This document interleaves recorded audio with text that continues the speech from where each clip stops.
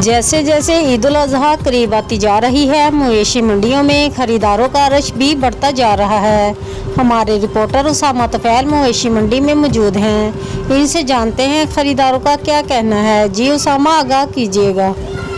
जी बिल्कुल, इस वक्त मैं मौजूद हूँ शहर शेखपुरा की मवेशी मंडी में। ईद उल अजहा के करीब आते ही शहरियों ने मवेशी मंडी का रुख कर लिया है। आइए हमारे साथ एक शहरी मौजूद है, इनसे जानते हैं कि बानिस्बत पिछले साल की इस दफा रेट ज्यादा है कि कम।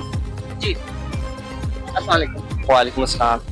जी बताइएगा कि रेट जो है पिछले साल की निस्बत इस दफा कम है या ज्यादा? जी भाईजान, इस बार रेट काफी ज्यादा हाई है। जो जानवर पिछले साल 1 लाख का मिलता है, इस बार वो 1.5 से पौने 2 लाख का मिल रहा है। जानवर का जो मेयार है वो भी वो चीज नहीं है जो पिछले साल की।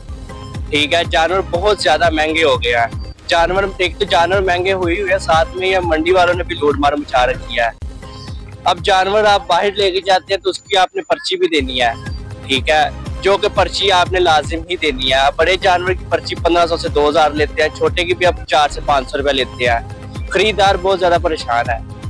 जी बिल्कुल, शहरी का यही कहना था कि पिछले साल की निस्बत रेट 50-50 ज्यादा हो चुके हैं। जी।